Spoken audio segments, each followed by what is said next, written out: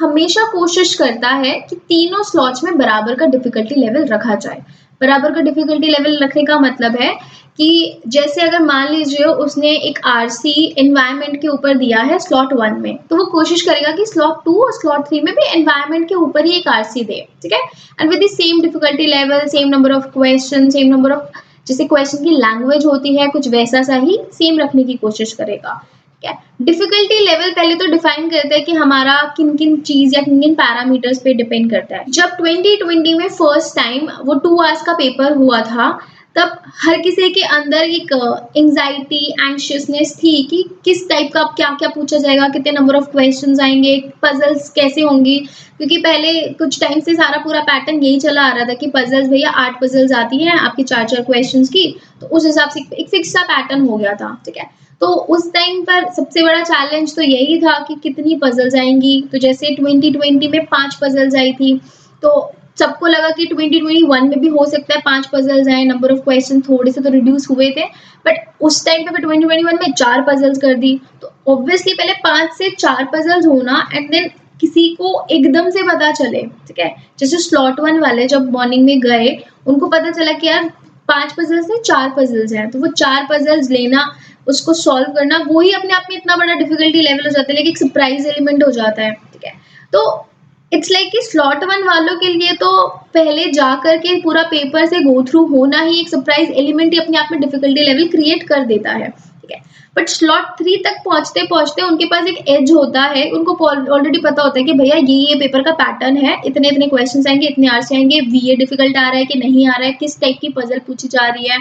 जैसे अगर मैं आपसे बात करूं कि पजल 2021 में स्लॉट 1, स्लॉट 2, स्लॉट 3 तीनों में ही एक बार ग्राफ की पजल पूछी थी उसने, और तीनों ही स्लॉट्स में वो बार वाली पजल सबसे आसान पजल रही है, ठीक है। तो कैट पैटर्न ऑलमोस्ट सेम रखने की कोशिश करता है। अगर उसने स्लॉट 1 में एसआईसीआई का क्वेश्चन दिया है, तो वो कोशिश करेगा कि 2 और 3 में भी एसआईसीआई का क्वेश्चन डाले। अगर टीएसजी के नंबर ऑफ क्वेश्चन 2 डाले हैं, तो वो कोशिश करेगी कि नंबर ऑफ क्वेश्चन टीएसजी के 2 ही डाले आगे वाले स्लॉट्स में भी। बट ऑब्वियसली बात है यार, ऐसे तो नहीं कर सकते ना हम बिल्कुल ही 100% डिफिकल्टी लेवल मैच हो जाए।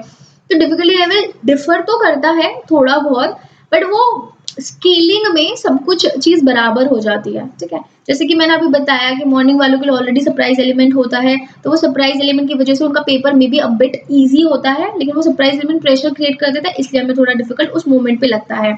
स्लॉट 3 वालों को सिंस सारा पैटर्न पता होता है, तो उनका कोई सेक्शन जान करके एक आधा क्वेश्चन उसमें ज्यादा डिफिकल्ट डाल दिया जाता है, जो बाकी के स्लॉट्स में आपको नहीं मिलेगा। बट स्केलिंग में सारी चीजों का बैलेंस हो जाता है, ठीक है। अगर आपके दिमाग में ये चीज आ रही उस स्लॉट में पेपर आसान होगा, कम आसान होगा, उससे फर्क नहीं पड़ता, लिटरली कोई फर्क नहीं पड़ेगा।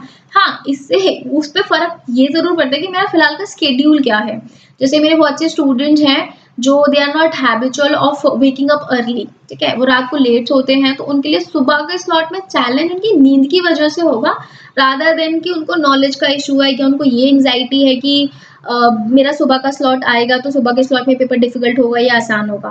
कैट आप कोई भी रास्ते का पेपर उठा के देख लीजिए, आपको तीनों स्लॉट्स में almost same type of questions मिलेंगे, ठीक है। कोई कोई होता है कि किसी स्लॉट में अगर उसने ये किया है कि फर्स्ट वाले में स्लॉट 1 में मैंने वर्बल थोड़ा सा ऊपर लेवल रखा है, एलआर एंड क्वांट थोड़ा इजी लेवल रखा है, तो स्लॉट 2 में एलआर बढ़ा देगा एंड स्लॉट 3 में क्वांट बढ़ा देगा। 3 सेक्शंस में से आपको 2 सेक्शन हमेशा इजी लेवल या डुएबल लेवल के मिलेंगे।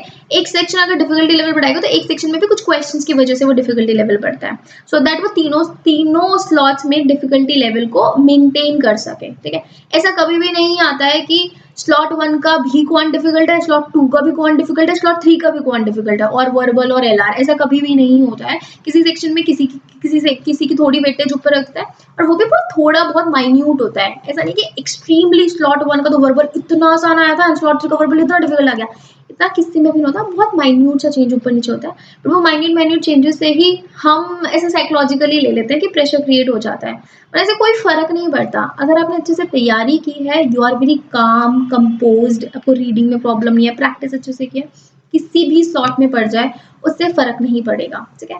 एंड मैंने आपको पहले भी वीडियो में बोला था कि जब आपकी एडमिट कार्ड आ जाएंगे, तब आप अपने स्लॉट में मॉक्स की प्रैक्टिस करिएगा, उससे आपकी जो जिस स्लॉट में आपको पेपर देने की एंग्जाइटी एंशियसनेस हो रही है, वो भी आपका इजीली ओवरकम हो जाएगा। ठीक है, तो अगर ये दिमाग में आ रहा है कि स्लॉट्स में डिफिकल्टी लेवल अलग अलग होगा, यस थोड़ा बहुत होता है, 100% सेम लेवल पे डिफिकल्टी का बनाया जा भी नहीं सकता है और रखते भी नहीं है, थोड़ा बहुत तो ऊपर नीचे करना भी पड़ता है, कुछ तो होगा ना फर्क कि भैया स्लॉट 1 और स्लॉट 3 वाले को कि शाम तक पहुंचते पहुंचते, एंड बेचारे शाम वालों के लिए तो ऑलरेडी वैसे भी दिक्कत हो जाती है, क्योंकि इसका पेपर सुबह हो जाता है ना, वो सोचते हैं कि यार चलो अब निपट गया पेपर, दे दाके खत्म कर दिया, शाम तक वो बैठे रहना, वो एंग्जाइटी और बढ़ जाती है, तो उनके लिए वैसे चैलेंज हो जाता है। बीच वाले इस मामले में सबसे सेफ जोन में रहते हैं कि भैया चलो ना तो बहुत जल्दी है ना बहुत लेट है, तो अगर चाहिए तो भैया बीच वाला स्लॉट सबसे बेस्ट होता है, अगर आप वैसे सोच रहे हो तो।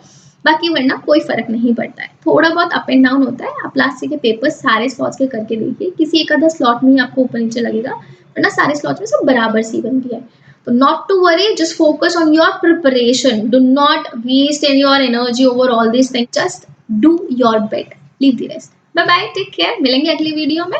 Till then, keep pacing yourself.